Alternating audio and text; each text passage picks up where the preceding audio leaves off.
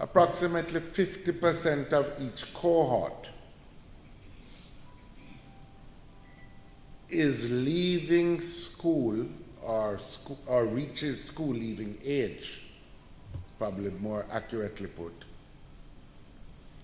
without having the basic qualifications for a productive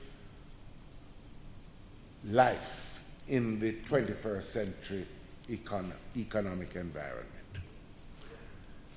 Last week we were in a meeting with some of the BPO operators.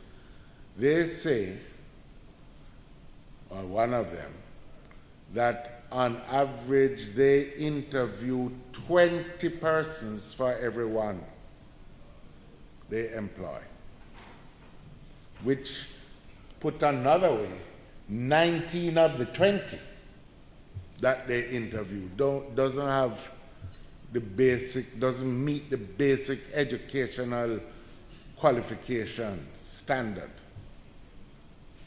to be able to participate in this economy. So in many respects, the educational or the deficiencies in the educational system are going to be providing an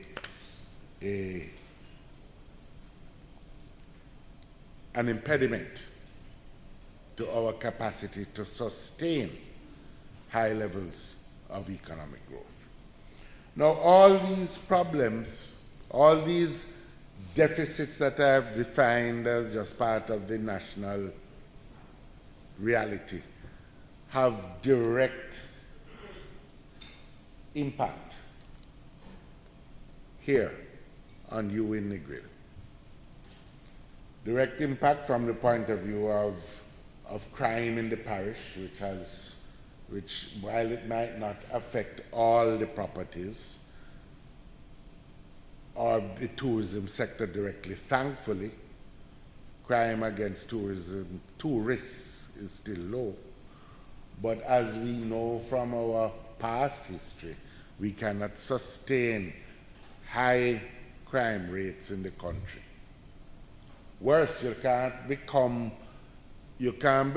known in the United States as a scamming capital of the world, or one of, and at the same time try to market yourself as paradise for a holiday. It's a dissonant message. So we have to deal with the problem there. We have the problem also of unplanned communities, so-called squatter communities in the parish, which is something that is going to affect the parish. And of course, there are other issues that arise which we have to take into account. We are, whatever might be said in other places, there is no doubt that we are living in a period of massive environmental challenge globally, global warming.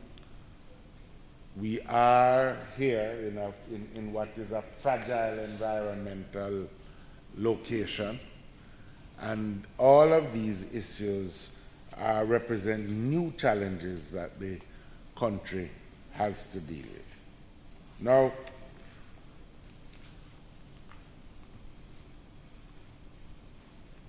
going forward, our view in the People's National Party is that going forward we have to address these fundamental challenges that the country faces. First of all, let me just emphasize it, having started the economic reform program, we support, and any future PNP administration will maintain the fiscal reforms that are essential. We have to reduce our debt. We cannot operate budgets beyond our means. part of what we need to do to modernize our economic situation also means, and I'm not trying to revive any old wounds felt here in Negril, but we have to, I said it in the House on Tuesday, we have to have an entirely upgraded, modernized approach to the issue of taxation.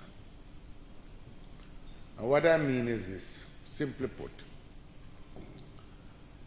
no modern economy in the world, no successful modern economy can operate on the basis of massive, unplanned, unexpected adjustments to the cost structure of enterprises because of taxation that is brought about just all of a sudden. It has been typical of Jamaica's operations over many decades, but not because you have always done something one way means that you can continue doing it, especially when it's been proven to be dysfunctional. I believe there have been more tax packages, including the last one, which have had to have been adjusted after announcement, certainly over the past 15 or so years. We have had more that have been, we have had announcements and then adjustments. Then, rather than doing it that way, why don't we use a more rational process, which was considered, to simply have the Parliament, the appropriate committee of the Parliament, consider what will be needed to run a balanced budget, because we need to run balanced budgets, and then look at the options and allow stakeholders and everybody to determine what options are more feasible than others. Governments don't want to take political risk, and therefore many are attached to this Nicodemus approach to taxation.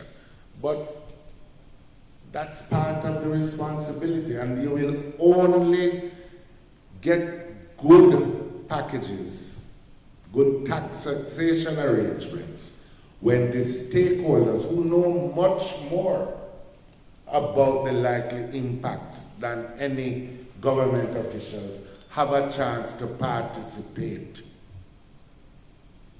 in the deliberations that are involved. And that is what an appropriate committee of the Parliament would do. But similarly, we have to grapple fundamentally with the issue of, on the expenditure side, to ensure greater value for money.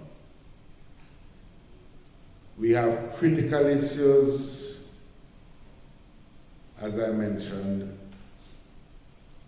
on environment, on educational reform, on the elimination of poverty, the elimination of squatter settlements, all of which require the mobilization of the community. We think in particular, which is why we've established our Land Ownership Commission as the first of a series of commissions that we're going to establish, that this question of land, access to land, ease of access to land is critical both to solving the problem of the squatter communities and therefore alleviating the problem of crime. But it is also going to be critical to addressing the issue of basic social inequality, which is also at the heart of many of the problems we have. And so I wanted to set out that basic perspective, really just as a background against which to hear some of your own concerns here in Negril on these particular areas. Some of them I know You have been very vocal about environmental issues, the issue of squatting and infrastructure, which is also a critical issue here. But I think that overall, what we have to do is to ensure that the gains that have been made over the years in sustaining the grill from the time when it emerged as this incipient vision, this idea, which has grown into a huge success thus far, but where the dangers which lurk can, in fact, derail the original vision. And collectively, we will not make that happen, but it requires partnership, as all good things essentially do. Thank you very much.